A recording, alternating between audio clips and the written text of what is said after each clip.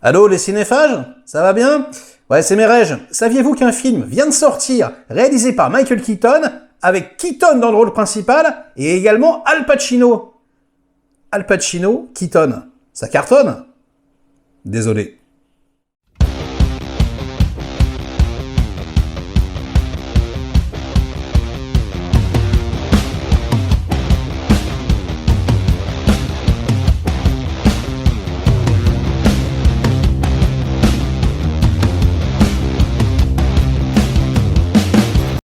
Salut les cinéphages, c'est Merej, et aujourd'hui, un inédit sur la chaîne, une petite pépite sortie de nulle part, un coup de cœur, ben ouais, ça fait plaisir, préparez-vous, ça s'appelle Knox Goes Away, c'est réalisé et interprété par Michael Keaton, s'il vous plaît, l'énorme Michael Keaton, avec également James Marsden et la légende Al Pacino. Oh là là, il est toujours aussi fringant, c'est incroyable. Alors, je suis évidemment méga fan de Michael Keaton, hein. Ma génération, on en est fou, hein. Beetlejuice, Batman. Tiens d'ailleurs, il a le vent en poupe. Il vient de reprendre le rôle de Batman, et dans quelques mois, il sera à l'affiche de Beetlejuice 2. C'est hallucinant. Et là, entre-temps, il réalise donc un deuxième film, puisque oui, et je ne le savais pas, hein, c'est vraiment en découvrant ce film que je me suis rendu compte de ça, il a déjà réalisé quelque chose en 2008, ça s'appelle Killing Gentlemen, je ne l'ai pas vu, donc je peux pas vous en parler, hein, mais en tout cas j'ai très très envie de le voir, il est inédit en France, hein, c'est un direct to DVD, inédit au cinéma, et du coup ça donne envie, parce que le film dont je vous parle aujourd'hui, hein, Knox Goes Away, il est franchement assez énorme.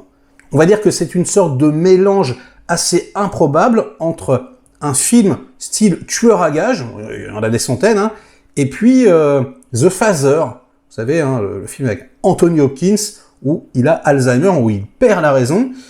Et donc ouais, c'est un tueur à gages qui n'en a plus pour très longtemps, en tout cas au niveau de son cerveau, hein, il a une dégénérescence ultra rapide, et il a plus que quelques semaines à rester lucide. Il décide donc de tout mettre en ordre dans sa vie avant de disparaître. Donc Knox, il s'appelle Knox, hein, Knox Goes Away. En gros, il va mourir, il va disparaître, en tout cas, il va s'éclipser. Et si, à première vue, hein, les deux types de films d'ambiance se mélangent difficilement, force est de constater que pas du tout. En réalité, ça marche extrêmement bien. C'est donc à la fois assez captivant, comme un thriller. Il se passe vraiment des choses, et en plus moi j'adore parce que on est complètement pris au dépourvu, on sait absolument pas ce qui va se passer, c'est génial. J'étais en train de me dire, ah ouais, il va faire ci, il va faire ça, trop pas, et vraiment j'adore être surpris, vous le savez. Donc là c'est vraiment un film très très bien écrit. Il y a également une petite saveur film d'action que j'affectionne particulièrement, ça fait un peu aller John Wick à la retraite quelque part, et donc matinée d'un drame, un vrai drame, avec une interprétation absolument exceptionnelle. Michael Keaton, c'est un acteur de génie. Et là, vraiment, putain, il est énorme. Il est donc de toutes les scènes, quasiment de tous les plans. Il illumine littéralement l'écran, c'est mortel. En plus, c'est pas du tout tire-larme. C'est pas du tout, c'est méga subtil, hein. Il est pas là pour gagner l'Oscar. Vraiment, il s'est fait plaisir. Je pense qu'il est juste tombé amoureux du script, quoi. Et donc, la prestation, pour moi, fait partie des meilleures que j'ai vues cette année. C'est absolument génial. Il est mortel. À la fin du film, putain, j'avais le palpitant qui s'emballait réellement, quoi, des petites larmichettes. Franchement, il m'a touché en plein cœur. C'est mortel. Et donc, l'enquête qui accompagne tout ça, parce qu'en gros, James Marsden joue son fils.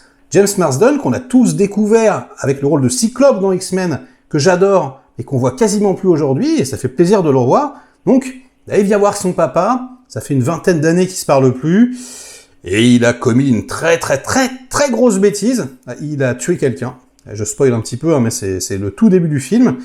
Et donc voilà, il va demander donc à son père, le tueur, de régler tout ça pour lui. Et là, le film part dans des directions complètement inattendues, et je voulais juste vous donner envie, je ne vous spoil rien d'autre.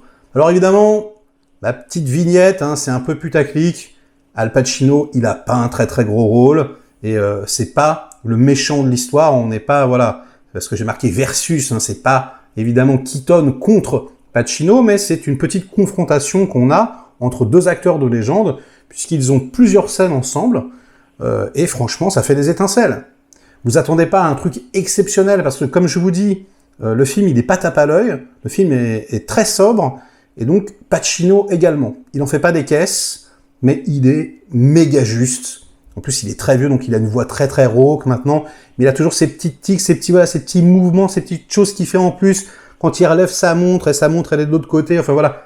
Vous allez voir, c'est un petit régal quand on aime vraiment la composition. Je trouve ça assez savoureux. Et ouais, le film est vraiment très réussi, hormis, je suis obligé de le dire, j'aurais pu me taire, mais vous me connaissez, hein, il faut que j'aille jusqu'au bout, hormis, c'est quand même un problème, la réalisation à proprement parler. Et ouais, c'est-à-dire que c'est un petit budget, ça se voit, c'est une petite production, c'est pas très très bien fait, c'est pas très très inspiré, c'est correct, si vous voulez. Hein, voilà, c'est pas monté en dépit du bon sens, il y a énormément de plans fixes, voilà, c'est assez efficace, mais on va dire que c'est très télévisuel. Ça fait plutôt téléfilm, ça fait plutôt film de streaming, quelque part. Hein, je veux dire, et ça, bon bah c'est dommage, parce qu'avec une interprétation pareille, et puis un bon scénario, hein, franchement, ouais, ça aurait mérité un petit peu plus de maestria de sa part, et en même temps, je comprends quoi, il a voulu quelque part s'effacer derrière le sujet, donc c'est pas dégueulasse, mais c'est vraiment très très basique, avec parfois quelques effets, notamment quand il perd un petit peu la boule, qui confond un petit peu les choses, voilà, des effets qui sont pas exceptionnels, on va changer de format, il y a des petits effets stroboscopiques, on va faire des fondus au noir, on va revenir lumière, noir, avec voilà du son tonitruant qui va monter, baisser, des choses qu'on a vues un peu 100 fois. Bon, mais en dehors de ça, en dehors quand même, c'est un gros détail, hein, je peux pas vous le cacher, mais de cette facette du film un petit peu décevante, eh bien ouais, j'ai été globalement emporté, et j'ai été vraiment touché. Et je trouvais le mélange très très intéressant. Donc bah ouais, ça sera un petit coup de cœur, mon petit coup de cœur de la semaine.